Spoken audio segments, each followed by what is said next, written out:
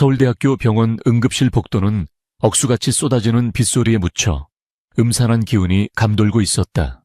창밖에서 번쩍이는 번개는 병원 복도의 창백한 조명을 무색하게 만들었고, 그 불안한 빛 아래 이서아는 차가운 병실 문에 등을 기댄 채 서 있었다. 그녀의 앞에는 험악한 인상을 가진 5명의 사내들이 짐승처럼 으르렁거리고 있었고, 그들에게서 풍기는 싸구려 담배 냄새와 비린 알코올 향이 서아의 코를 찔렀다. 거구의 사채업자 우두머리는 흉측한 칼자국이 난 얼굴을 서아의 코앞까지 들이밀며 위협적인 목소리로 말했다. 그는 당장 밀린 이자를 내놓지 않으면 지금 중환자실에 누워있는 동생의 산소호흡기를 떼어버리겠다고 협박했다. 서아는 공포에 질려 입술이 파르르 떨렸지만 2 주먹을 꽉 쥐며 필사적으로 눈물을 참아냈다. 그녀에게 남은 유일한 혈육인 동생을 지키기 위해서라면 악마에게 영혼이라도 팔 수 있었다. 서아는 떨리는 목소리로 그들에게 사정했다. 제발 3일만 시간을 주세요. 집을 내놓았으니 곧 팔릴 거예요. 그때 원금까지 다 갚을게요.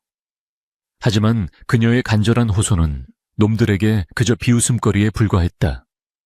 우두머리는 서아의 턱을 거칠게 움켜쥐며 예쁘장한 얼굴을 팔아서라도 돈을 마련해 오라며 모욕적인 언사를 퍼부었다. 서아가 반항하려 하자 그는 손을 들어 올려 그녀의 뺨을 내리치려 했다. 그 절체절명의 순간 복도 끝에서 났지만 묵직한 구두굽 소리가 또각또각 울려 퍼졌다. 그 소리는 소란스럽던 복도의 공기를 단번에 잠재울 만큼 위압적이었다. 모든 이의 시선이 소리가 나는 쪽으로 쏠렸고 어둠 속에서 한 남자가 걸어 나왔다. 완벽하게 재단된 짙은 네이비 슈트를 입고 냉철한 눈빛을 한 강도진이었다.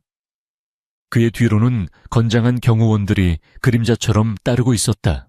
도진은 멈춰 서서 무심한 눈으로 사채업자들을 내려다보았다. 마치 벌레를 보는 듯한 그 차가운 눈빛에 우두머리의 손이 허공에서 멈췄다. 도준은 입을 열지 않고 턱짓으로 옆에 있던 비서에게 신호를 보냈다. 김 비서는 즉시 앞으로 나서며 검은색 가죽 가방을 열어 보였다. 그 안에는 현금 뭉치가 가득 들어 있었고 사채업자들의 눈이 탐욕으로 번들거렸다. 이수아 씨의 모든 채무는 태산그룹 강도진 대표님께서 인수하셨습니다. 김 비서의 건조한 선언에 사채업자들은 태산그룹이라는 말에 사색이 되었다. 대한민국에서 태산의 이름을 듣고도 무사할 수 있는 사람은 없었다. 그들은 비굴하게 허리를 굽히며 돈 가방을 챙겨 쥐새끼처럼 도망쳤다. 순식간에 복도는 다시 고요해졌지만 서아에게는 더 큰 긴장감이 몰려왔다. 도준은 천천히 서아에게 다가왔다. 가까이서 본 그는 숨이 멎을 듯 잘생겼지만 그 얼굴에는 온기라곤 찾아볼 수 없었다. 그는 겁에 질린 서아를 보며 감정 없는 목소리로 말했다. 따라와. 계산을 끝내야지. 그는 그녀의 대답도 기다리지 않고 돌아섰다. 서아는 잠시 망설였지만 동생의 병원비를 해결해 준 사람을 거역할 수 없어 여서 그의 뒤를 따랐다. 병원 정문 앞에는 검은색 마이바흐가 대기하고 있었다. 도진의 비서가 뒷좌석 문을 열어주었고 서아는 조심스럽게 채 올랐다. 차 안은 최고급 가죽 냄새와 도진에게서 풍기는 서늘한 우디 향이 섞여 있었다. 도진은 서아를 쳐다보지도 않은 채 서류 봉투 하나를 그녀 쪽으로 밀었다. 봉투 겉면에는 혼인계약서라는 글자가 선명하게 찍혀 있었다. 서아는 떨리는 손으로 서류를 꺼내 읽어 내려갔다. 내용은 충격적이었다. 2년 동안 강도진의 법적 아내가 되어줄 것. 대외적으로 완벽한 부부 연기를 할 것. 그 대가로 50억 원의 빚 탕감과 동생의 미국 유학 및 치료비 전액 지원. 그리고 계약 종료 후 위자료 지급. 조건은 파격적이었지만 그것은 서아의 인생을 송두리째 파는 일이었다. 도진은 창밖을 응시하며 몸이 건조하게 말했다. 난 이사회를 진정시키고 어머니의 간섭을 막을 방패가 필요해. 넌 돈이 필요하고 서로에게 합리적인 거래 아닌가. 그의 태도는 결혼을 논하는 것이 아니라 마치 기업 인수 합병을 논하는 사업가의 그것이었다. 서한은 입술을 깨물었다. 자존심이 상했지만 현실은 냉혹했다. 그녀의 머릿속에 중환자실에 누워있는 동생의 얼굴이 스쳐 지나갔다. 동생을 살릴 수만 있다면 악마와의 계약이라도 맺어야 했다. 서한은 깊은 숨을 내쉬며 펜을 들었다. 약속 꼭 지켜주세요. 그녀의 목소리는 미세하게 떨리고 있었다. 도진은 그제야 고개를 돌려 그녀를 바라보며 짧게 고개를 끄덕였다. 서한은 망설임 없이 계약서 하단에 서명했다. 서명이 끝나는 순간 차는 부드럽게 출발하여 한남동의 부촌으로 향했다. 화려한 야경이 차창 밖으로 스쳐 지나갔지만 서아의 눈에는 아무것도 들어오지 않았다. 그녀는 이제 더 이상 이서아가 아닌 태산그룹의 안주인이라는 가면을 쓴 꼭두각시가 된 것이다. 차 안의 침묵은 숨막힐 듯 무거웠고 도진은 다시 태블릿 PC를 켜고 업무에 집중했다. 한남동 저택에 도착하자 수십 명의 사용인이 도열하여 그들을 맞이했다. 웅장한 대리석 기둥과 화려한 샹들리에가 빛나는 저택 내부는 압도적이었지만 동시에 감옥처럼 차갑게 느껴졌다. 도진은 서아를 2층 서재로 데려갔다.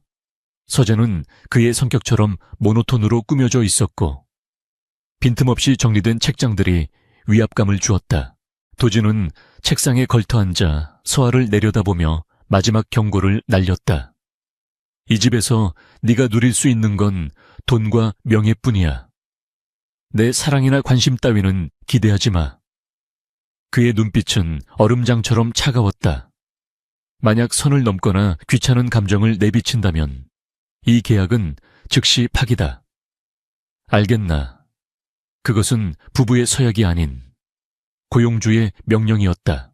서한은 도진의 눈을 똑바로 쳐다보며 담담하게 대답했다. 걱정하지 마세요. 저도 당신을 사랑할 일은 없을 테니까요. 우린 그저 파트너일 뿐이잖아요. 서아의 예상치 못한 당돌한 대답에 도진의 눈썹이 꿈틀거렸다. 그는 흥미롭다는 듯 입꼬리를 살짝 올렸다가 이내 표정을 지우고 집사에게 그녀를 방으로 안내하라고 지시했다. 서아에게 배정된 방은 운동장처럼 넓고 호화로웠지만 온기라곤 느껴지지 않았다. 그녀는 짐을 풀지도 못한 채 침대에 걸터 앉았다. 밖에서는 여전히 비가 쏟아지고 있었고 천둥 소리가 멀리서 들려왔다. 오늘 하루 동안 일어난 일들이 꿈만 같았다. 빚쟁이들에게 쫓기던 신세에서 대한민국 최고 재벌가의 아내가 되기까지 모든 것이 비현실적이었다. 그녀는 창가로 다가가 빗방울이 맺힌 유리를 손끝으로 쓸어내렸다. 거울 속에 비친 자신의 모습은 창백하고 지쳐 보였다. 하지만 눈동자만은 살아있었다. 그녀는 다짐했다. 이 냉혹한 성에서 반드시 살아남겠노라고. 동생을 위해서라도 무너지지 않겠노라고. 그렇게 이서아의 파란만장한 결혼 생활은 시작되었다. 다음 날 아침, 식당에는 숨막히는 정적이 흐르고 있었다. 긴 테이블 끝과 끝에 앉은 두 사람 사이에는 대화가 없었다. 도진은 신문을 보며 블랙커피를 마시고 있었고 서한은 조용히 샐러드를 먹었다. 사용인들은 발소리조차 내지 않으려 조심하며 음식을 날랐다. 그릇 부딪히는 소리만이 유일한 소음이었다. 도진이 먼저 자리에서 일어났다. 그는 비서가 건네주는 재킷을 입으며 서아에게 눈길조차 주지 않고 말했다. 오늘 저녁 7시 본가 모임이 있어. 늦지 않게 준비해. 그것은 통보였다. 서아가 대답하기도 전에 그는 뒤도 돌아보지 않고 식당을 빠져나갔다. 남겨진 서아는 텅 빈 식탁을 바라보며 씁쓸한 미소를 지었다. 이것이 그녀가 선택한 길이었다. 철저히 계산된 관계, 감정이 배제된 의무. 하지만 서한은 알지 못했다. 이 차가운 계약이 그녀와 도진의 운명을 어떻게 뒤흔들어 놓을지, 그리고 얼음처럼 단단한 도진의 심장에 그녀가 어떤 균열을 일으키게 될지, 폭풍전야의 고요함처럼 그들의 이야기는 이제 막막을 올리고 있었다. 태산 그룹의 본가인 한남동 저택에서의 생활은 겉보기에는 화려하고 평화로워 보였지만 그 이면에는 숨막히는 침묵과 보이지 않는 경멸이 도사리고 있었다. 서한은 매일 아침 눈을 뜰 때마다 자신이 이 거대한 성의 안주인이 아니라 잠시 머물다 갈 불청객에 불과하다는 사실을 뼈저리게 느껴야 했다. 집안일을 도맡아 하는 사용인들조차 그녀를 대할 때 깍듯한 존댓말을 사용했지만 그들의 눈빛 속에는 신분 상승을 노리고 들어온 가난한 여자에 대한 조소와 냉소가 담겨 있어 그녀의 마음을 더욱 위축되게 만들었다. 도진은 서아를 철저히 투명 인간 취급하며 아침 식사 시간 외에는 얼굴조차 마주치지 않았고 그마저도 업무 서류에 파묻혀 있거나 비서와 통화하느라 그녀에게 단 한마디의 말도 건네지 않는 경우가 다반사였다. 서아는 넓은 식탁 맞은편에 앉아 묵묵히 밥을 먹으며 이 차가운 무관심이 차라리 다행일지도 모른다고 스스로를 위로했지만 가슴 한구석에서 피어오르는 외로움과 고립감은 어쩔 수 없었다. 그녀는 이 넓은 저택에서 유령처럼 배회하며 서재 구석에 꽂힌 책들을 읽거나 정원을 산책하는 것으로 하루를 보내야만 했다.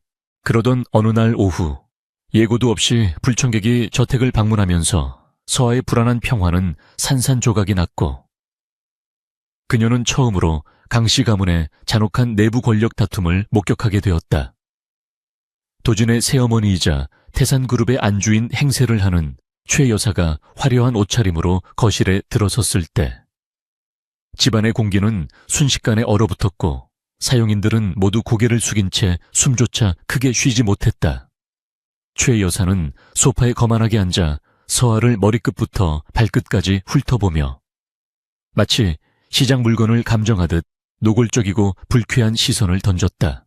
최 여사는 찻잔을 우아하게 들어 올리며 서아에게 다가오라고 손짓했고 서아가 조심스럽게 다가가자 그녀는 입가에 비릿한 미소를 띠며 독서를 퍼붓기 시작했다.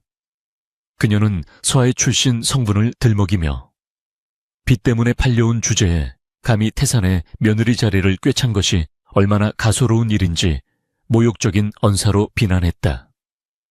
최 여사의 말 한마디 한마디는 날카로운 바늘이 되어 서아의 자존심을 찔렀지만 서아는 도진과의 계약을 떠올리며 입술을 깨물고 묵묵히 그 모욕을 견뎌냈다. 최 여사는 서아가 아무런 대꾸도 하지 않고 고개를 숙이고 있자 흥미를 잃은 듯 혀를 차며 도진이 아무리 급해도 이런 천박한 물건을 집에 들인 것은 실수라고 중얼거렸다.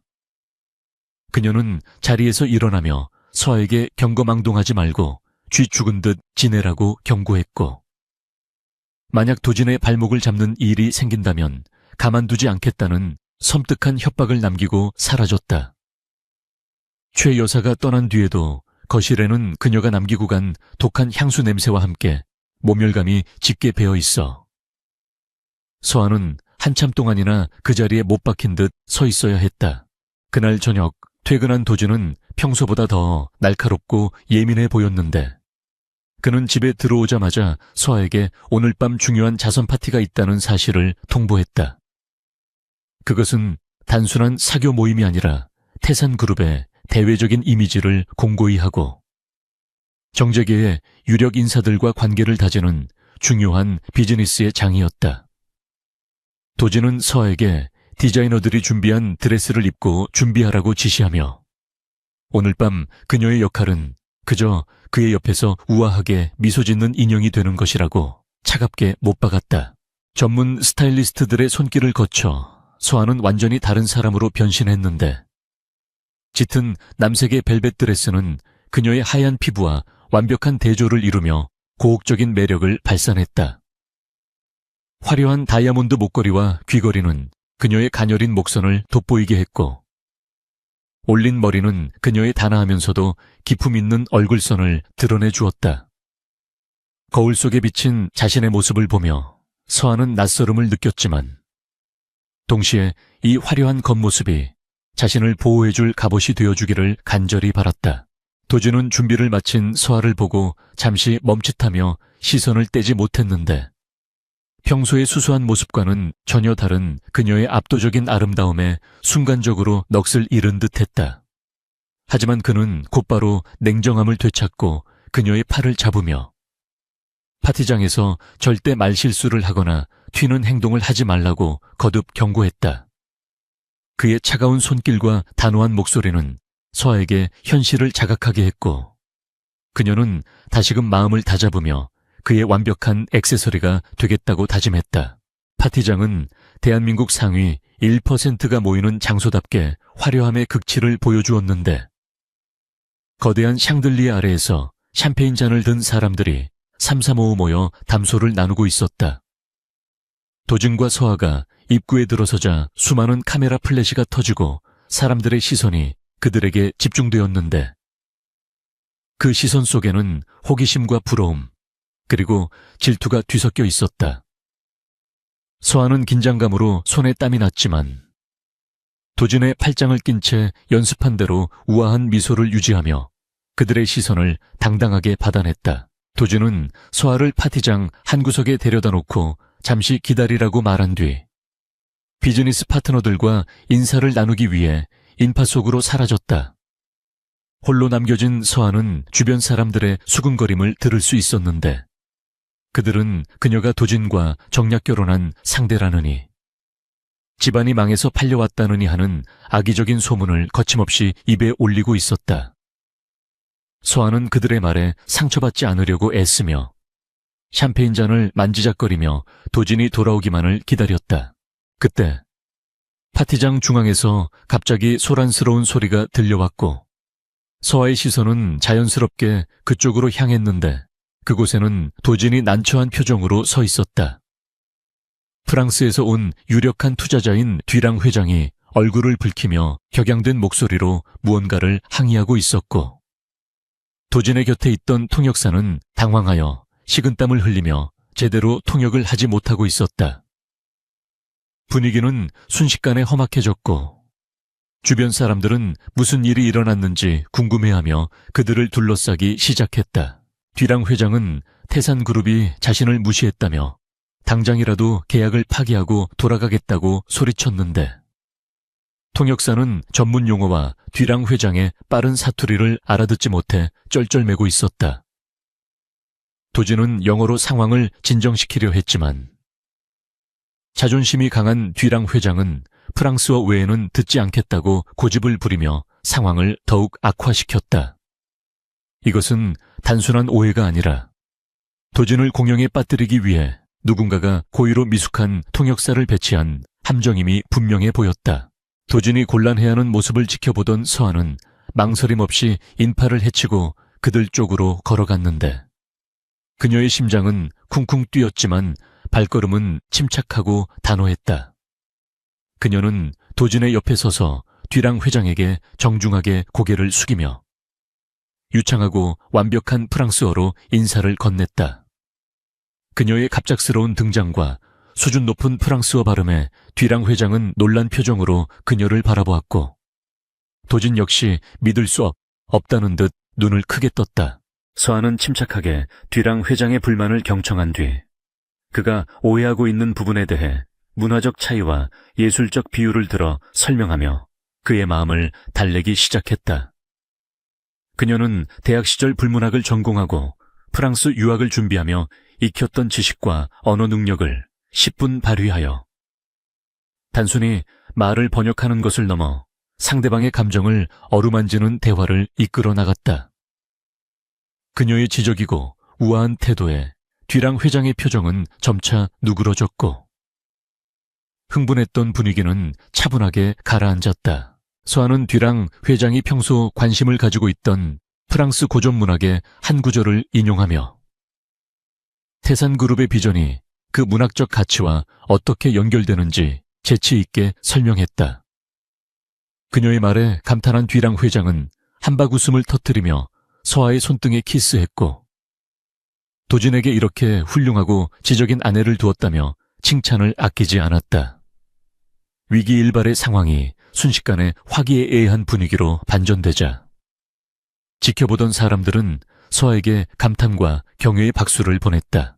도진은 멍하니 서아를 바라보았는데 지금껏 자신이 알고 있던 초라하고 수동적인 여자가 아닌 빛나는 지성과 자신감으로 무장한 전혀 새로운 여자가 그곳에 서 있었다. 그는 자신이 그녀에 대해 아무것도 모르고 있었다는 사실을 깨달았고, 그녀가 단순히 빚을 갚기 위해 팔려온 존재가 아니라는 것을 인정하지 않을 수 없었다. 계약서에 적힌 조건들로는 설명할 수 없는 그녀의 능력과 매력이 도진의 견고한 마음의 벽을 두드리기 시작했다. 파티가 끝난 후 돌아오는 차 안. 이전과는 확연히 다른 침묵이 두 사람 사이를 감싸고 있었는데 그것은 무관심이 아닌 탐색과 호기심이 섞인 묘한 긴장감이었다. 도진은 창밖을 바라보고 있는 서아의 옆모습을 곁눈질하며 그녀가 언제부터 프랑스어를 그렇게 잘했는지, 그리고 왜 그동안 내색하지 않았는지 묻고 싶었지만 입이 떨어지지 않았다. 그는 오늘 밤 자신이 그녀에게 빚을 졌다는 사실을 부인할 수는 없었고, 그녀를 보는 시선이 예전과 같을 수 없음을 직감했다. 서아는 피곤함에 지쳐 눈을 감고 있었지만 도진의 시선이 자신에게 머물고 있음을 느낄 수 있었고, 가슴속에서 작은 뿌듯함과 안도감이 동시에 밀려왔다. 오늘 밤 그녀는 단순히 도진을 구한 것이 아니라 자신을 무시하던 세상과 강씨 집안 사람들에게 자신의 가치를 증명해 보인 셈이었다. 그녀는 더 이상 숨죽여 지내는 인형이 아니라 필요하다면 발톱을 드러내고 싸울 수 있는 존재임을 그들에게 각인시켰다. 저택에 도착했을 때 도진은 차에서 내려 먼저 들어가지 않고 서아가 내릴 때까지 기다렸다가 망설이던 끝에 나직한 목소리로 고생했어 라는 짧은 한마디를 건넸다. 그 무뚝뚝하고 건조한 한마디가 서아에게는 그 어떤 화려한 찬사보다 더 크게 다가왔고, 그녀는 놀란 듯 그를 올려다보았다. 도진은 그녀의 시선을 피하며 서둘러 현관으로 걸어갔지만 그의 귀끝이 아주 미세하게 붉어져 있다는 것을 서아는 놓치지 않았다. 그날 밤 도진은 서재에 홀로 앉아 위스키 잔을 기울이며 서아의 모습을 머릿속에서 지우지 못했는데 파티장에서 당당하게 불어로 대화하던 그녀의 빛나는 눈동자가 계속해서 떠올랐다. 그는 자신이 세워둔 철칙과 경계선이 조금씩 흔들리고 있음을 느꼈고, 이 계약, 결혼이 예상치 못한 방향으로 흘러갈 수도 있겠다는 불안한 예감에 휩싸였다. 하지만 동시에 이 흥미로운 여자에 대해 더 알고 싶다는 위험한 욕망이 그의 이성을 잠식해 들어오고 있었다.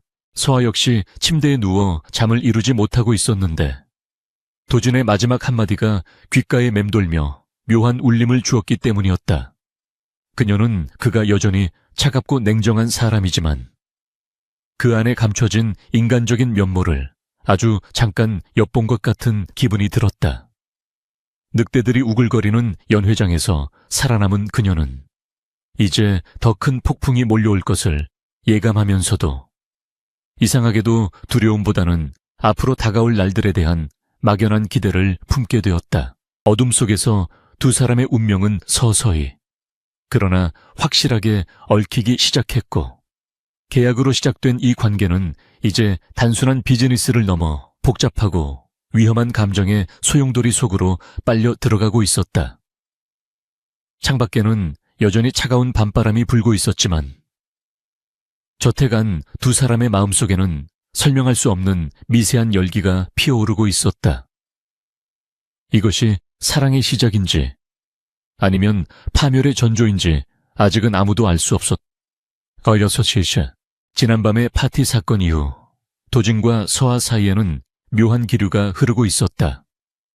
겉으로 보기에는 여전히 냉랭하고 사무적인 관계처럼 보였지만 그 기저에는 설명하기 힘든 미묘한 변화가 감지되었다. 도준은 아침 식사 자리에서 습관처럼 신문을 보면서도 곁눈질로 서아의 식사량을 체크하거나 그녀가 가볍게 기침이라도 하면 미간을 찌푸리며 신경 쓰는 기색을 보였다.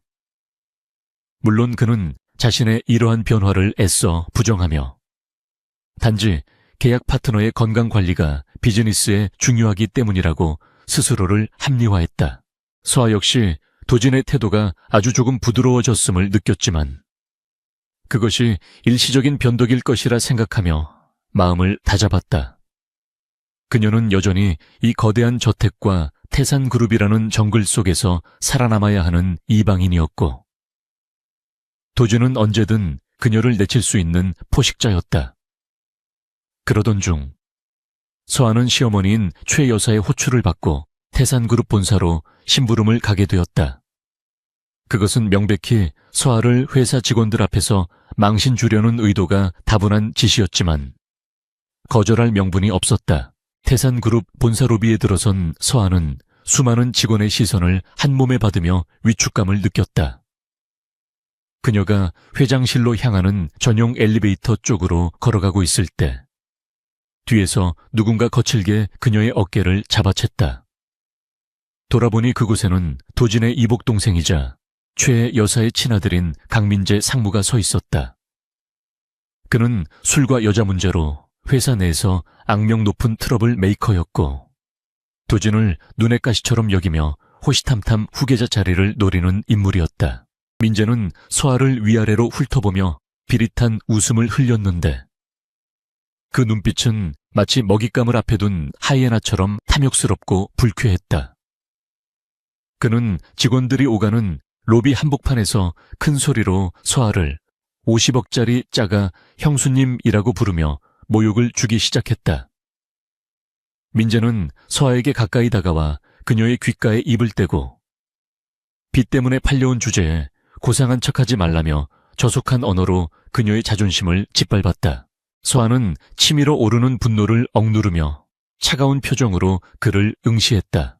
그녀는 여기서 감정적으로 대응하면 도진에게 피해가 갈 것이라는 사실을 잘 알고 있었기에 최대한 예의를 갖추어 자리를 피하려 했다.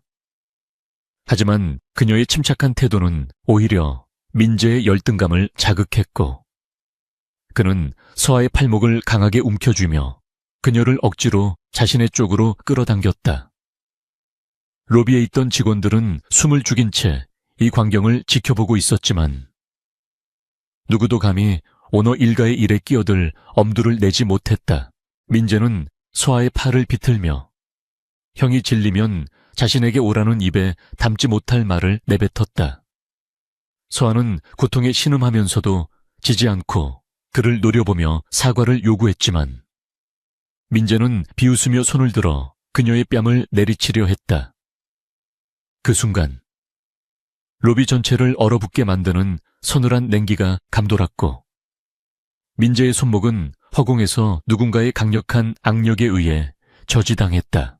강도진이었다. 그는 언제 나타났는지 모를 정도로 기척도 없이 다가와 민재의 손목을 부러뜨릴 듯이 꽉 쥐고 있었다. 평소의 냉철하고 이성적인 모습은 온데간데 없고 그의 눈동자는 억눌린 분노로 시뻘겋게 타오르고 있었다. 도진은 민재를 벌레 보듯 쳐다보며 낮고 위협적인 목소리로 경고했다. 내 물건에 손대지 말라고 경고했을 텐데. 그의 목소리는 작았지만 로비 전체에 울려 퍼질 만큼 명확하고 살기가 등등했다. 민재는 손목이 부서질 듯한 고통에 비명을 지르며 놔달라고 발버둥 쳤지만 도준은 아랑곳하지 않고 그를 바닥으로 내동댕이 쳤다. 도준은 바닥에 쓰러진 민재를 내려다보며 한 번만 더 서아에게 접근하거나 모욕적인 언사를 사용하면 그땐 손목 하나로 끝나지 않을 것이라고 공개적으로 선언했다.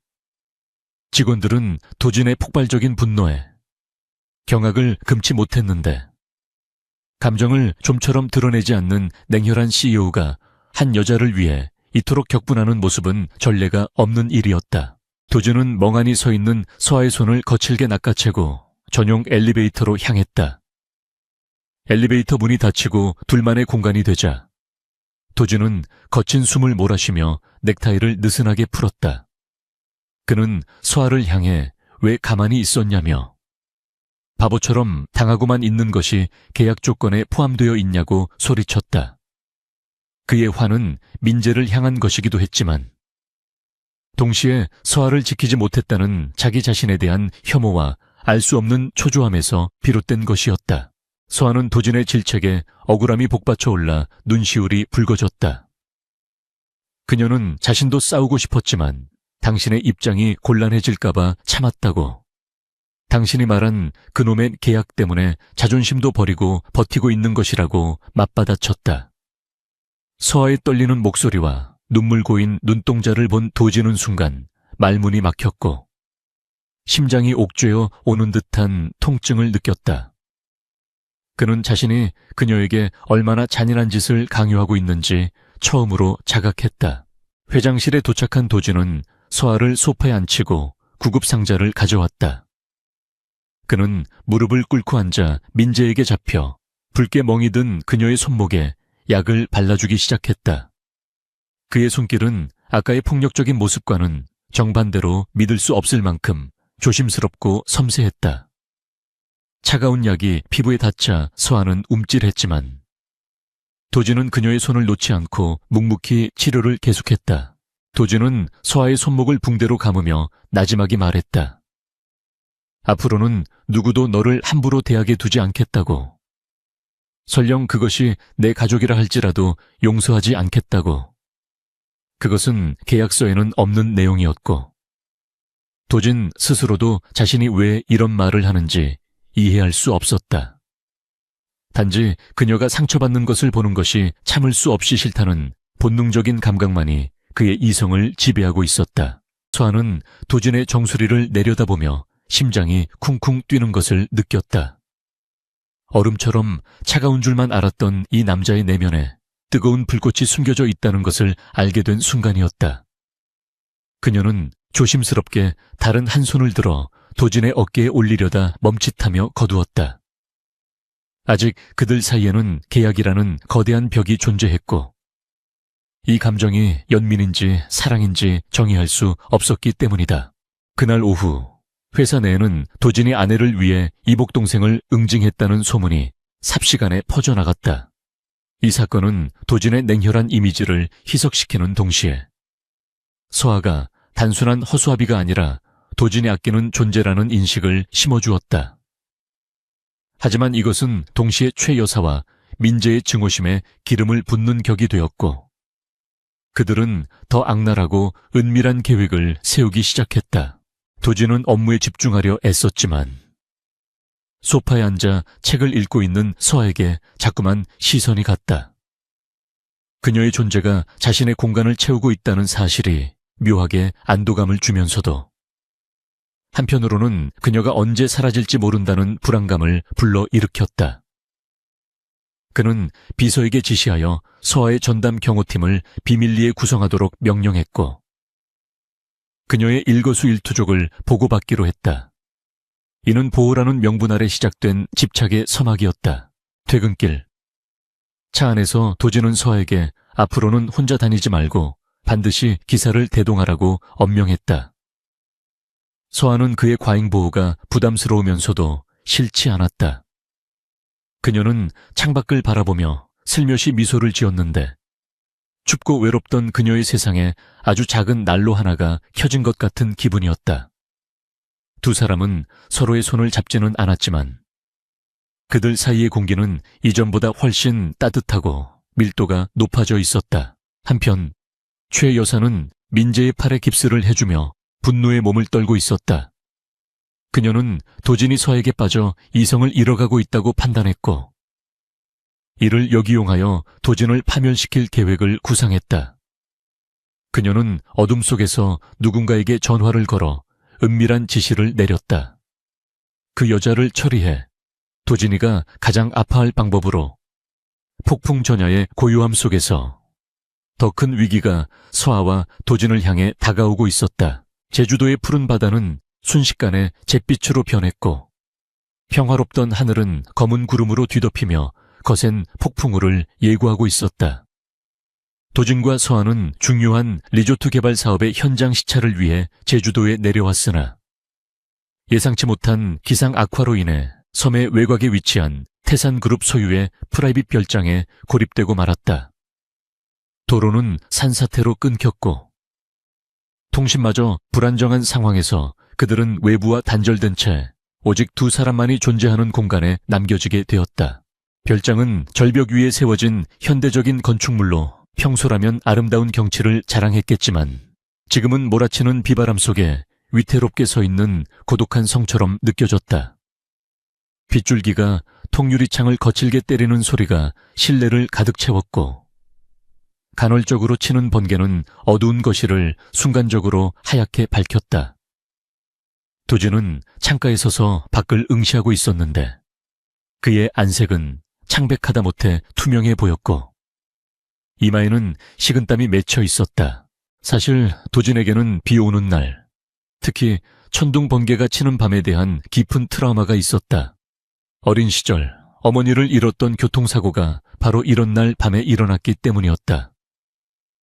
차가운 빗물, 찌그러진 차체, 그리고 어머니의 마지막 온기가 그의 기억 깊은 곳에 각인되어 비가 쏟아지는 날이면 극심한 두통과 함께 발열 증세가 그를 괴롭혔다. 그는 강인한 정신력으로 이를 숨겨왔지만 오늘은 과로가 겹치면서 상태가 급격히 악화되고 있었다. 서한은 도진의 상태가 심상치 않음을 감지하고 그에게 다가갔는데 가까이서 본 그의 모습은 평소의 냉철한 CEO가 아닌 악몽에 시달리는 어린아이처럼 위태로워 보였다. 그녀가 걱정스러운 마음에 그의 팔을 잡았을 때 도진의 몸은 불덩이처럼 뜨거웠다. 그는 거칠게 숨을 몰아쉬며 서아를 뿌리치려 했지만 다리에 힘이 풀려 그만 바닥으로 쓰러지듯 주저앉고 말았다. 서아는 놀라서 그를 부축하려 했지만 도진은 몽롱한 의식 속에서도 약한 모습을 보이기 싫은 듯 혼자 일어서려 안간힘을 썼다. 하지만 그의 의지와 달리 몸은 말을 듣지 않았고 결국 서아의 부축을 받아 침실로 옮겨졌다. 침대에 눕혀진 도진은 고열에 시달리며 끙끙 앓는 소리를 냈고 서아는 구급상자를 찾아 해열제를 꺼내고 젖은 수건을 준비하며 분주하게 움직였다. 전기가 끊겨 비상등만이 켜진 어두운 방 안에서 서아는 밤새도록 도진의 곁을 지키며 그를 간호했다. 그녀는 차가운 수건으로 그의 뜨거운 이마와 목을 닦아주며 천을 낮추려 애썼고 악몽에 시달려 헛손질하는 그의 손을 꼭 잡아주었다. 도진은 꿈과 현실의 경계에서 어머니의 이름을 부르기도 하고 누군가에게 가지 말라고 애원하기도 하며 평소에는 절대 드러내지 않았던 내면의 상처와 외로움을 고스란히 쏟아냈다. 서아는 그런 도진을 내려다보며 가슴이 저릿해오는 아픔을 느꼈다. 세상 모든 것을 가진 것처럼 거만하게 굴던 남자가 사실은 과거의 망령에 갇혀 떨고 있는 가여운 영혼이라는 것을 알게 되었기 때문이었다. 그녀는 그의 땀에 젖은 머리카락을 쓸어 넘겨주며 나지막한 목소리로 괜찮다고, 내가 여기 있다고 그를 안심시켰다. 그녀의 따뜻한 목소리와 손길은 칠흑 같은 어둠 속에서 도진에게 유일한 구원이었다. 새벽녘이 되자 폭풍우는 조금 잦아들었지만 도진의 열은 여전히 내리지 않고 있었다. 그는 흐릿한 눈을 뜨고 자신을 간호하느라 지쳐쳐 침대맡에 엎드려 있는 서아를 바라보았다. 열기 때문에 시야가 몽롱했지만 그녀의 존재만큼은 선명하게 느껴졌다.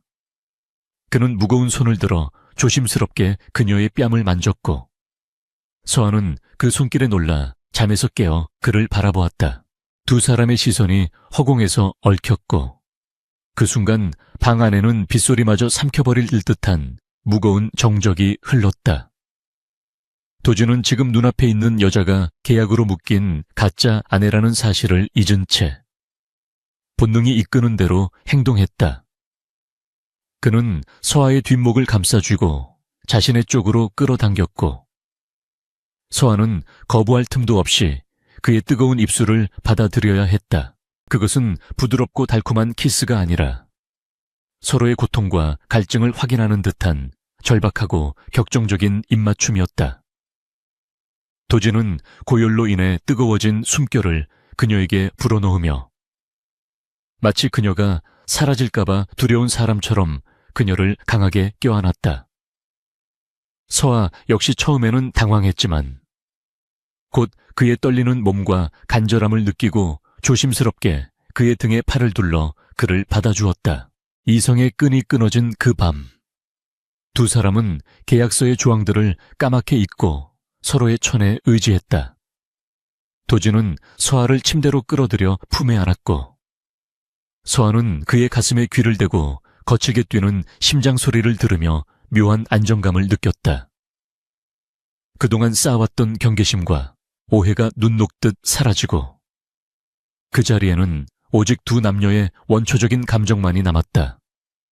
도진은 서아의 귓가에 쉰 목소리로 가지마라고 속삭였고 그 말은 서아의 심장에 깊이 박혔다.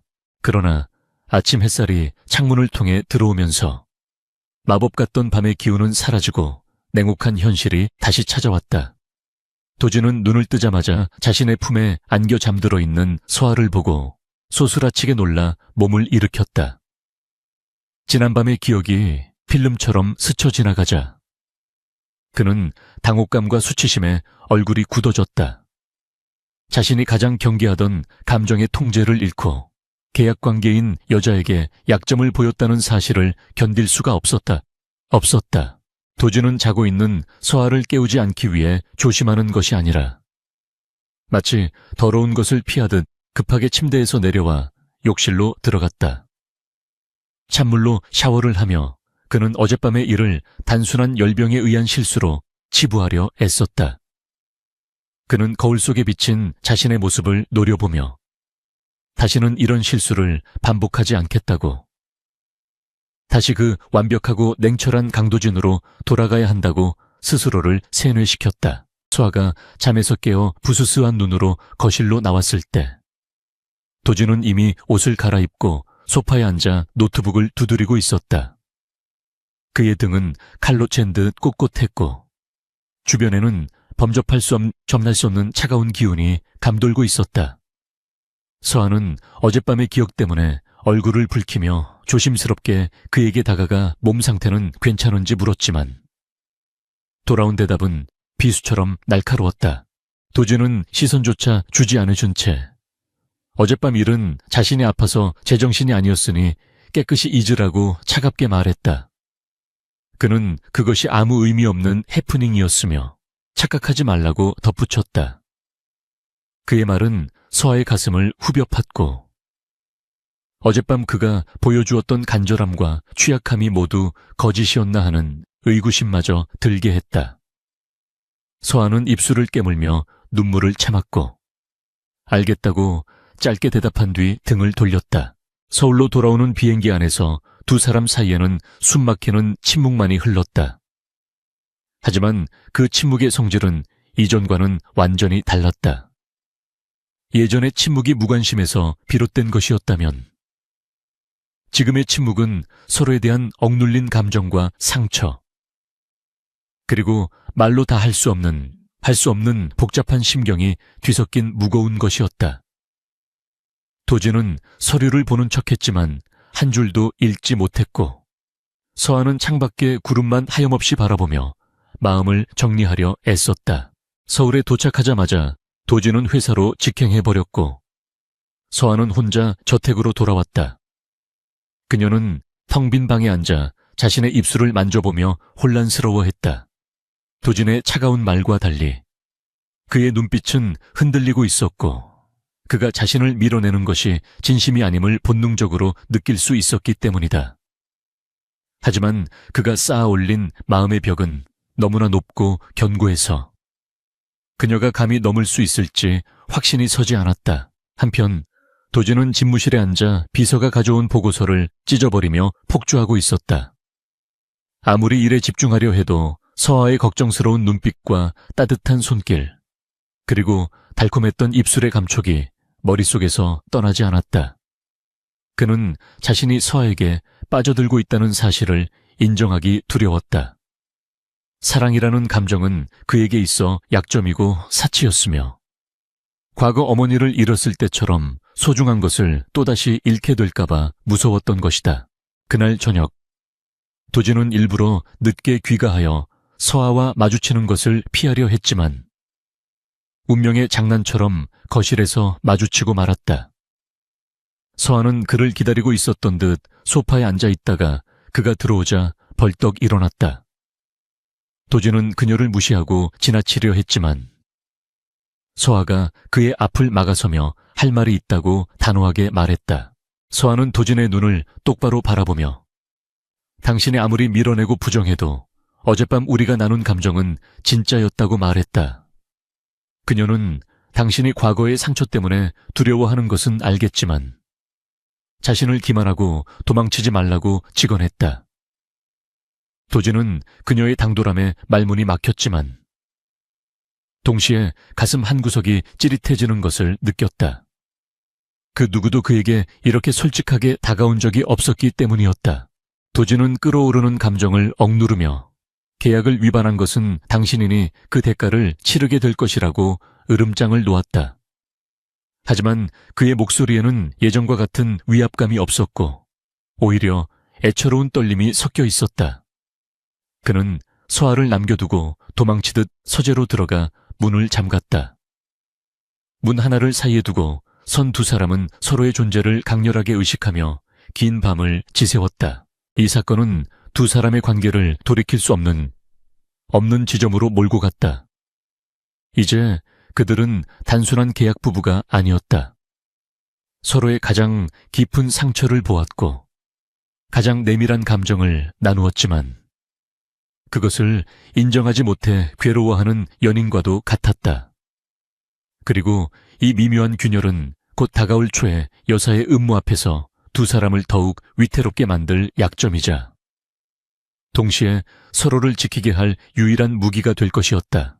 제주도에서의 폭풍 같았던 밤이 지나고 서울로 돌아온 뒤 도진과 서아 사이의 기류는 겉으로는 평온해 보였으나 그 내면은 언제 터질지 모르는 시한폭탄과도 같았다. 도진은 자신의 감정을 인정하는 것을 두려워하여 일부러 업무에 더욱 매진했고 서아는 그런 도진의 등을 바라보며 다가갈 수 없는 거리감을 느껴야 했다. 하지만 두 사람 모두 서로를 의식하는 눈빛만은 숨길 수가 없었고 저택의 사용인들조차 주인 부부의 달라진 분위기를 감지하고 수군거렸다. 그러던 중 태산그룹을 송두리째 뒤흔들 거대한 음모가 수면 위로 부상하기 시작했다. 도진의 새어머니인 최 여사는 신복을 통해 강도진 회장의 서재 금고를 비밀리에 털었고 그토록 찾아 헤매던 결정적인 약점을 손에 넣는데 성공했다. 그것은 바로 도진과 서아가 서명했던 계약결혼 합의서 원본이었다. 최 여사는 붉은 립스틱을 짙게 바른 입술을 비틀며 회심의 미소를 지었고 이것으로 도진을 회장 자리에서 끌어내리고 자신의 친아들 민재를 그 자리에 앉힐 완벽한 시나리오를 완성했다. 최 여사는 즉시 긴급 이사회를 소집했는데 안건은 현 회장의 도덕성 결여 및 해임건이었다. 회의실에 들어선 도진은 평소와 다름없는 냉철한 표정이었지만 테이블 위에 놓인 서류 봉투를 보는 순간 눈동자가 거칠게 흔들렸다. 최 여사는 이사들 앞에서 보란듯이 계약서를 꺼내들며 강도진이 주주들과 이사회를 기만하고 가짜 결혼을 통해 회장직을 유지하려 했다고 폭로했다. 장내는 순식간에 아수라장이 되었고 이사들은 도진을 향해 해명을 요구하며 거세게 항의했다. 같은 시각 서아는 도진의 부탁으로 미술관 자선 행사에 참석 중이었는데 갑자기 수십 명의 기자가 행사장으로 들이닥치며 그녀를 애워쌌다. 최 여사가 언론에까지 정보를 흘린 것이었다. 기자들은 마이크를 들이대며 계약 결혼이 사실인지, 돈을 목적으로 접근한 것이 맞는지, 위자료는 얼마를 받기로 했는지 등 자극적이고 모욕적인 질문들을 쏟아냈다. 서한은 쏟아지는 플래시 세례와 날카로운 질문들에 현기증을 느끼며 공포에 질려 뒷걸음질 쳤다. 경호원들이 기자들을 막으려 애썼지만 역부족이었고, 서한은 혼란스러운 틈을 타 가까스로 채 올라타 현장을 빠져나갔다. 하지만 기자들의 차량과 정체불명의 검은 승합차들이 그녀의 차를 맹렬하게 추격하기 시작했다.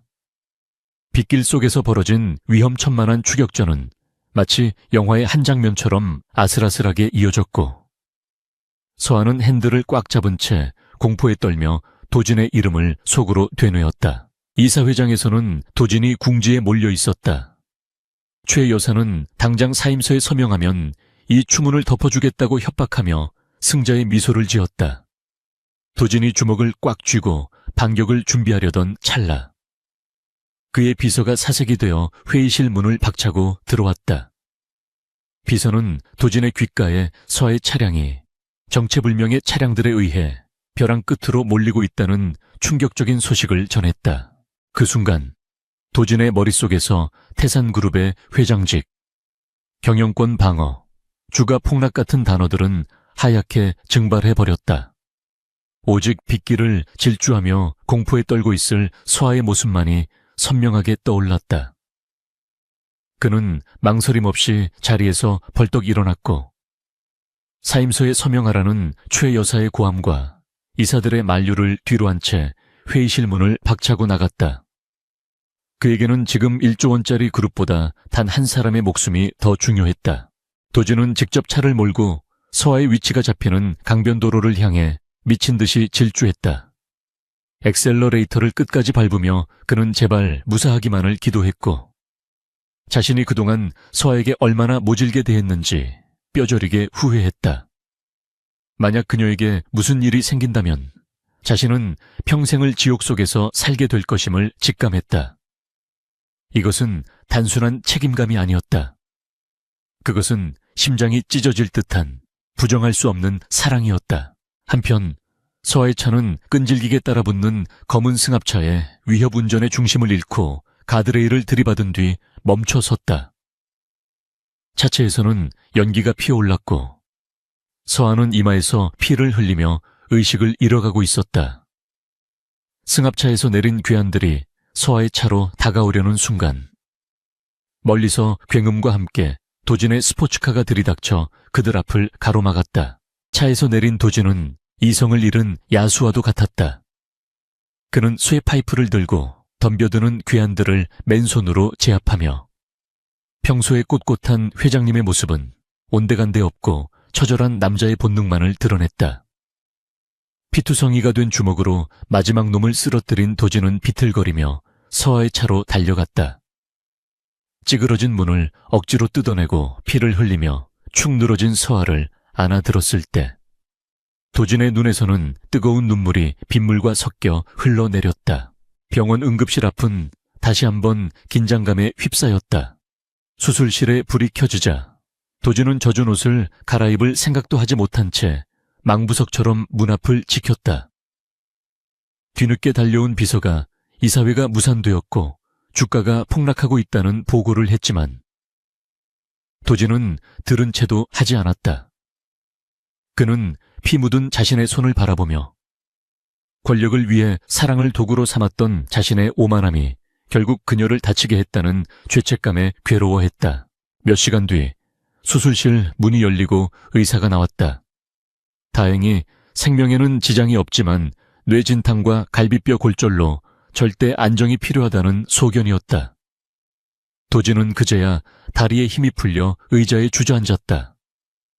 그는 잠든 서아의 얼굴을 보러 중환자실로 들어갔고, 창백한 그녀의 손을 잡으며 맹세했다. 자신을 파멸시키려 했던 최 여사와 민재, 그리고 그들을 도운 모든 이들을 지옥 끝까지 쫓아가 응징하겠노라고. 다음 날 아침, 언론은 태산그룹 회장의 가짜 결혼 스캔들 대신 아내를 구하기 위해 이사회를 박차고 나간 로맨티스트 강도진의 이야기로 도배되었다. 도진이 직접 괴한들과 싸우는 블랙박스 영상이 유출되면서 여론은 순식간에 반전되었고 대중들은 그들의 사랑을 비극적인 로맨스로 소비하며 열광했다. 최 여사의 계획은 예상치 못한 방향으로 틀어지기 시작했다. 도준은 병실에서 눈을 뜬 서아를 바라보며 더 이상 감정을 숨기지 않기로 결심했다. 그는 서아의 젖은 머리카락을 쓸어 넘기며 계약서는 이미 찢어버렸고 이제 우리 사이를 정의하는 건 종이 조각이 아니라고 고백하려 했다. 하지만 서아는 도진의 눈을 피하며 차갑게 손을 뺐다. 그녀는 자신이 도진의 약점이 되었다는 사실을 견딜 수가 없었고 자신 때문에 그가 모든 것을 잃게 될까봐 두려웠던 것이다. 서아는 떨리는 목소리로 이제 그만하자고 계약대로 위자료를 받고 떠나겠다고 이별을 통보했다. 도진은 충격을 받은 듯 굳어졌지만 서아의 눈 속에 담긴 슬픔과 공포를 읽어냈다. 그는 그녀를 억지로 잡는 대신 그녀가 안전해질 때까지 기다리겠다고 다짐했다. 하지만 서아의 마음속에는 이미 도진을 위해 자신이 사라져줘야 한다는 결심이 굳어가고 있었다. 두 사람의 사랑이 비로소 확인된 순간 역설적이게도 이별의 그림자가 가장 짙게 드리워졌다. 도진은 병실 밖으로 나와 어딘가로 전화를 걸었다. 그의 목소리는 지옥에서 온 사자처럼 낮고 섬뜩했다. 시작해 태산의 썩은 뿌리들을 모조리 잘라낸다. 내 여자를 건드린 대가를 치르게 해주지. 이제 도진의 잔혹하고 철저한 복수극이 막을 올릴 차례였다. 태산그룹의 본사 대회의실은 숨막히는 긴장감으로 가득 차 있었고 창밖에는 여전히 굵은 빗줄기가 쏟아지며 다가올 파국을 예고하고 있었다. 최 여사는 회장석 바로 옆 상석에 앉아 승리의 미소를 지으며 시계를 확인하고 있었는데 그녀는 도진이 스캔들을 견디지 못하고 스스로 물러날 것이라 확신하고 있었다. 이사들은 불안한 눈빛으로 서로를 쳐다보며 수군거렸고 강민재 상무는 거만하게 다리를 꼬고 앉아 이미 자신이 회장이 된 듯한 착각에 빠져 있었다. 그때 굳게 닫혀있던 대회의실 문이 육중한 소리를 내며 열렸고 강도진이 비서실장과 법무팀을 대동하고 당당하게 걸어 들어왔다. 그의 얼굴에는 지난밤의 초조함이나 불안함은 찾아볼 수 없었고 오직 적을 섬멸하러 온 장수의 서늘한 살기만이 감돌고 있었다. 도진은 최 여사의 눈을 똑바로 응시하며 천천히 회장석으로 걸어가 앉았고 마이크를 잡지 않고도 좌중을 압도하는 목소리로 이사회의 시작을 선언했다. 최 여사는 당황한 기색을 감추며 도진에게 약속한 사임서를 내놓으라고 소리쳤지만 도진은 차가운 냉소를 지으며 비서에게 신호를 보냈다. 곧바로 대회의실 전면에 대형 스크린에 영상 하나가 재생되었는데 그것은 최 여사가 신복에게 서아의 차를 사고로 위장해 처리하라고 지시하는 블랙박스 영상과 녹취록이었다. 영상 속에서 최 여사는 끔찍할 정도로 태연하게 살인을 교사하고 있었고 이를 본 이사들은 경악을 금치 못하며 웅성거리기 시작했다. 도진은 펜을 테이블에 던지며 이것이 태산의 안주인을 자처하는 사람의 민낯이라고 싸늘하게 일갈했다. 그는 또한 민재가 페이퍼 컴퍼니를 통해 수백억 원의 회사 자금을 횡령하고 주가 조작에 가담한 증거 자료들을 이사들에게 배포했다. 서류를 확인한 이사들의 얼굴은 사색이 되었고 민재는 억울하다며 길길이 날뛰었지만 이미 도진이 준비해둔 검찰 수사관들이 회의실로 들이닥치고 있었다. 수사관들은 횡령 및 살인교사 혐의로 최 여사와 강민재에게 수갑을 채웠고 천하를 호령하던 최 여사는 우아한 가면이 벗겨진 채 악을 쓰며 끌려나갔다.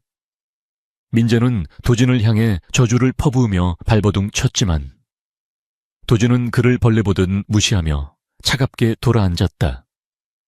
회의실은 순식간에 아비규환이 되었지만 도진은 미동도 하지 않고 그 모든 광경을 지켜보며 지난 수십 년간 자신을 괴롭혀온 악연의 고리를 끊어냈다. 이사회가 끝난 직후 도진은 곧바로 본사 1층 로비에 마련된 기자회견장으로 향했다. 수백 명의 취재진이 몰려들었고 카메라 플래시는 마치 폭죽처럼 터지며 그의 눈을 멀게 할 듯이 번쩍였다. 도진은 단상에 올라 잠시 침묵을 지키다 천천히 입을 열었는데 그는 준비된 원고를 읽는 대신 자신의 진심을 담아 담담하게 이야기를 시작했다. 그는 세상에 떠도는 계약 결혼에 대한 소문이 사실임을 인정했고 처음에는 비즈니스적인 목적으로 결혼을 시작했다고 솔직하게 밝혔다. 장내가 술렁거리기 시작했지만 도진은 흔들리지 않고 말을 이어갔다. 그는 하지만 그 과정에서 아내인 이서아를 진심으로 사랑하게 되었으며 그녀는 차가운 심장을 가진 자신에게 사람답게 사는 법을 알려준 유일한 구원자라고 고백했다.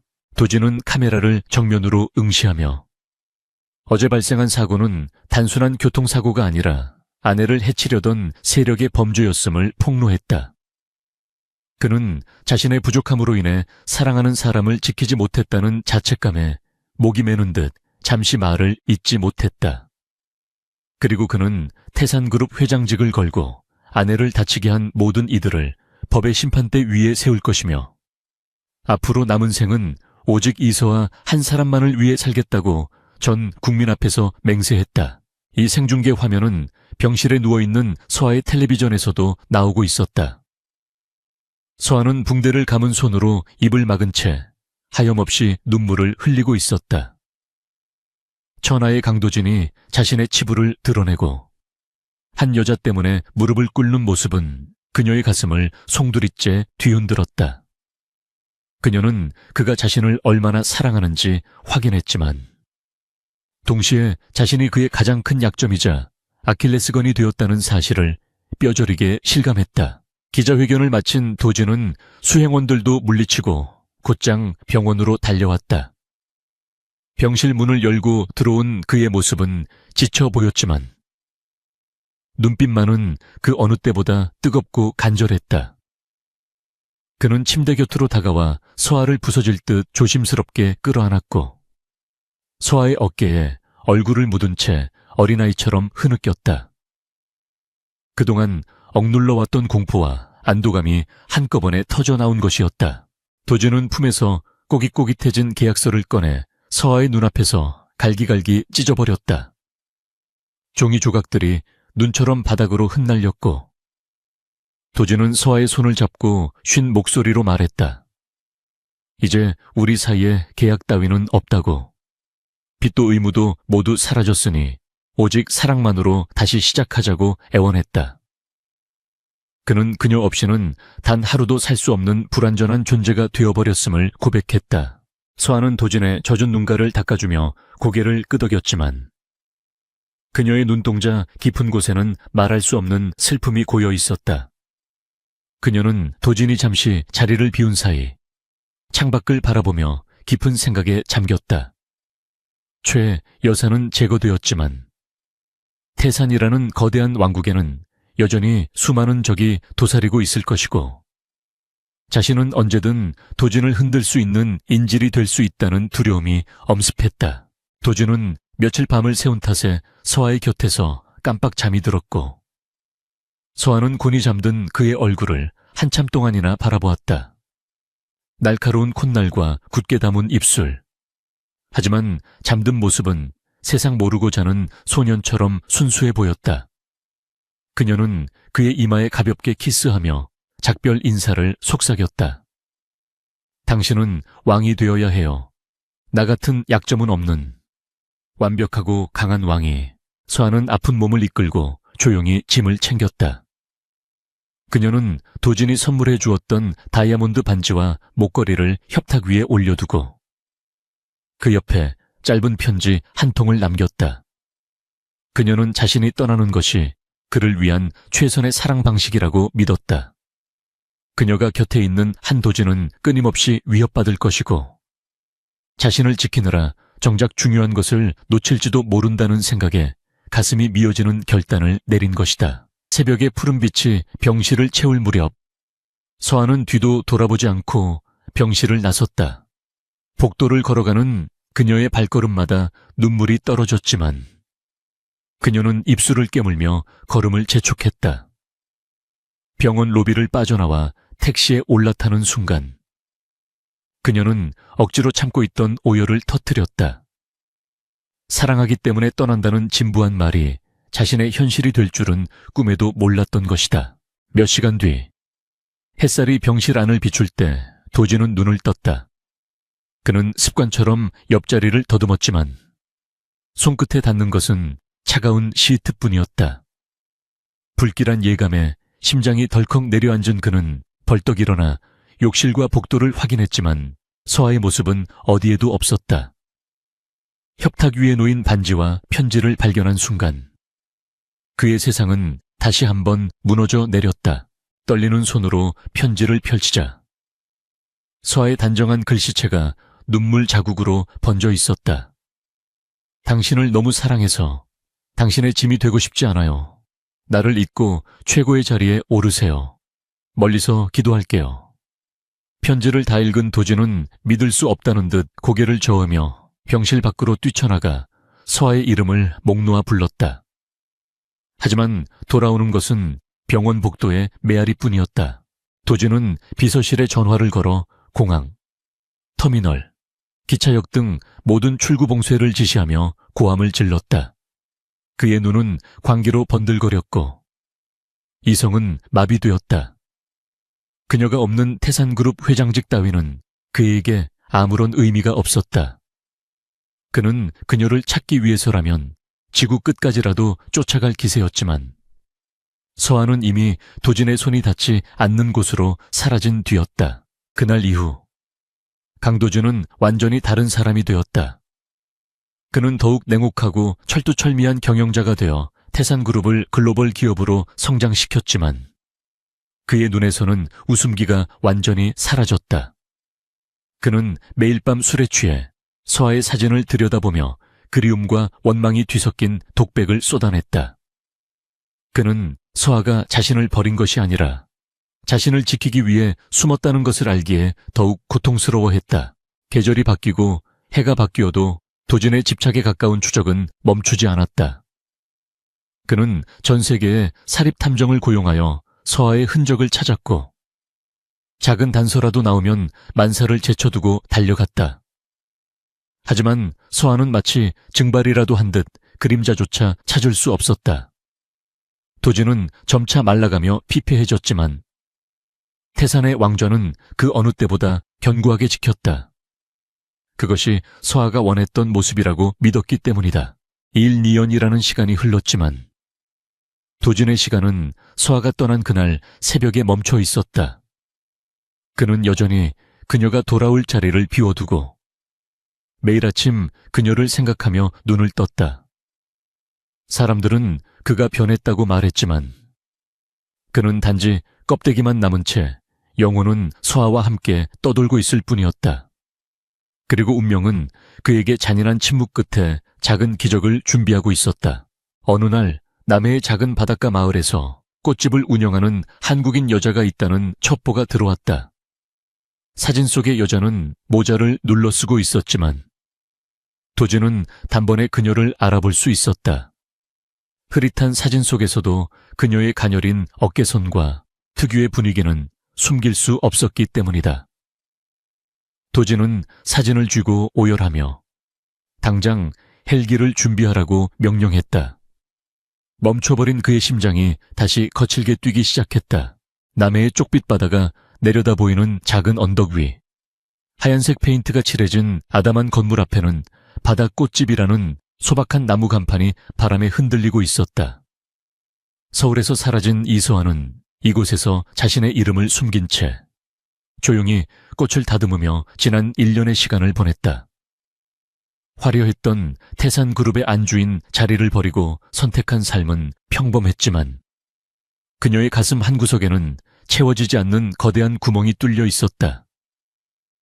그녀는 매일 아침 바다를 보며 강도진을 그리워했고 밤이면 그가 잘 지내고 있는지 걱정하며 잠 못 이루는 날들을 보냈다.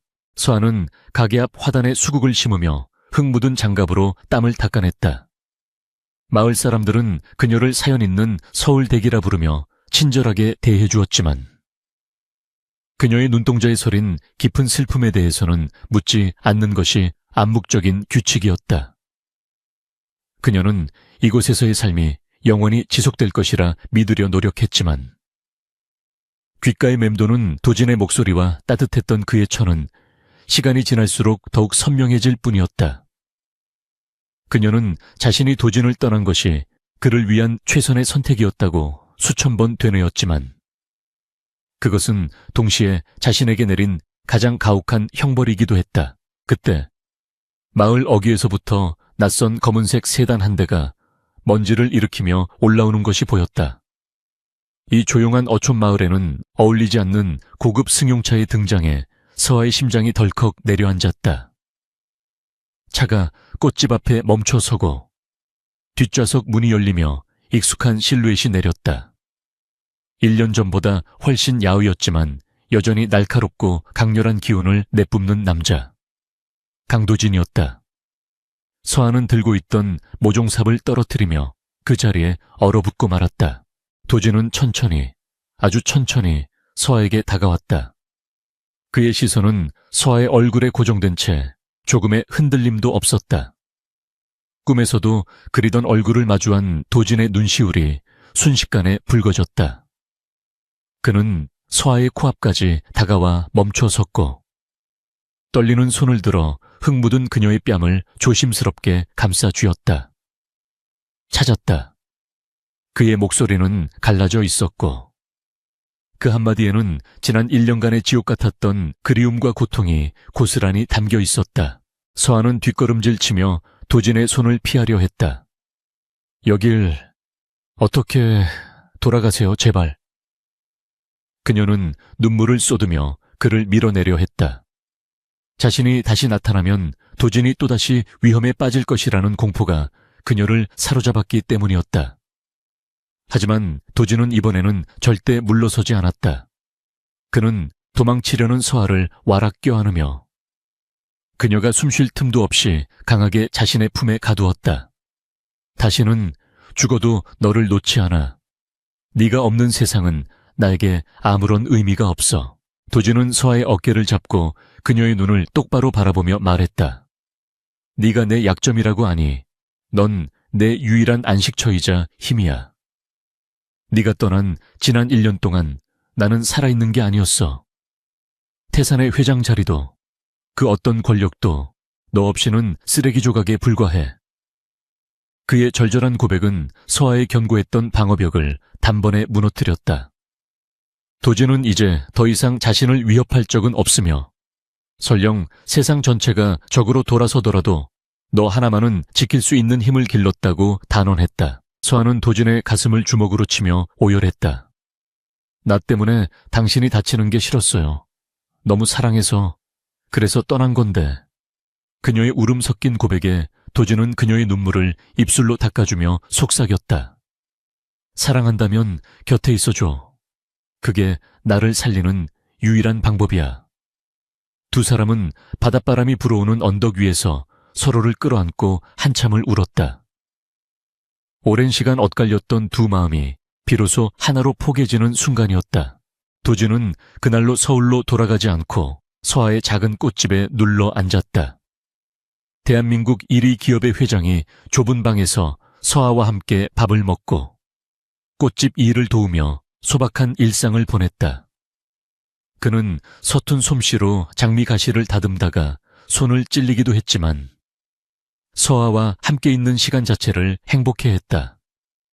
마을 사람들은 저 잘생긴 서울 남자가 서아의 남편이라는 사실에 놀라워하면서도 두 사람의 모습이 너무나 아름다워 흐뭇하게 지켜보았다. 일주일 후 해질녘에 붉은 노을이 바다를 물들일 때 도진은 서아를 데리고 해변으로 나갔다. 그는 주머니에서 작은 벨벳 상자를 꺼내 무릎을 꿇었다. 1년 전 병실에 남겨두고 간 바로 그 반지였다. 그때는 계약으로 시작했지만 이제는 진짜로 시작하고 싶어. 이서아, 나랑 결혼해 줄래? 계약서 따위 없는 유효기간도 없는 내 진짜 아내로. 도진의 프로포즈는 화려하지 않았지만 그 어떤 말보다 진실했다. 서한은 눈물을 흘리며 고개를 끄덕였고 도진은 그녀의 손가락에 반지를 끼워 주었다. 그는 일어서서 서아에게 입을 맞췄고 붉은 노을은 두 사람의 그림자를 길게 들이우며 그들의 앞날을 축복해 주었다. 파도 소리가 축가가 되고 갈매기들이 하객이 된 그들만의 소박한 언약식이었다. 서한은 비로소 깨달았다. 사랑은 피하는 것이 아니라 함께 부딪히며 지켜나가는 것임을. 서울로 돌아온 두 사람은 세간의 이목을 집중시키며 정식으로 결혼식을 올렸다. 이번에는 비밀 계약이 아닌 수많은 하객과 언론 앞에서 당당하게 사랑을 맹세하는 자리였다. 웨딩드레스를 입은 서한은 그 누구보다 눈부시게 아름다웠고 도진은 시종일관 그녀에게서 눈을 떼지 못하며 행복한 미소를 감추지 못했다. 사람들은 냉혈한 강도진을 사랑꾼으로 바꿔놓은 기적같은 러브스토리에 환호했다. 결혼식 날 밤 호텔 스위트룸 테라스에서 도진은 샴페인 잔을 들고 서아를 바라보았다. 후회하지 않아. 험난한 길이 될 수도 있어. 도진의 장난스러운 물음에 서아는 그의 넥타이를 잡아당기며 매혹적으로 웃었다. 당신이 내 곁에 있는 한 어떤 길도 꽃길일 테니까요. 두 사람은 서로를 바라보며 웃음을 터뜨렸고 달콤한 입맞춤으로 그들의 진짜 신혼 첫날 밤을 시작했다. 3년 후 한남동 저택의 정원에는 아이들의 웃음소리가 끊이지 않았다. 도진을 쏙 빼닮은 남자아이와 서아의 큰 눈을 가진 여자아이가 잔디밭을 뛰어다니고 있었고 도진은 넥타이를 풀어 헤친 채 아이들을 잡으러 다니며 땀을 흘리고 있었다. 과거의 그 차갑고 삭막했던 저택은 온데간데 없고 곳곳에 꽃이 만발하고 온기가 넘치는 사랑스러운 가정으로 변해 있었다. 서아는 테라스에 앉아 그 모습을 바라보며 차를 마시고 있었다. 그녀는 지금 이 순간이 꿈이 아니라는 것에 감사하며 미소를 지었다. 태산그룹은 도진의 혁신적인 경영과 서아의 내조 덕분에 더욱 승승장구했고 두 사람은 사회공헌 활동에도 앞장서며 존경받는 부부가 되었다. 과거의 아픔과 시련은 그들을 더욱 단단하게 묶어주는 걸음이 되었다. 도진이 아이들을 안고 서아에게 다가와 뺨에 입을 맞췄다. 무슨 생각해? 그의 다정한 물음에 서아는 그의 손을 잡으며 대답했다. 그냥 그날 비오는 병원에서 당신을 만난 게 내 인생 최고의 행운이었다는 생각이요. 도진은 짐짓 심각한 표정으로 고개를 저었다. 아니, 50억으로 내 인생 전부를 산 내가 더 행운하지. 두 사람은 서로를 마주보며 환하게 웃었다. 계약으로 시작된 차가운 거래는 서로의 상처를 보듬고 치유하는 과정을 통해 세상에서 가장 뜨겁고 진실한 사랑으로 완성되었다. 냉혈 CEO는 사랑을 알게 되었고 벼랑 끝의 여자는 희망을 찾았다. 그들의 이야기는 닫힌 책장 속에서 끝이 났지만 그들의 행복한 날들은 이제부터 영원히 계속될 것이다.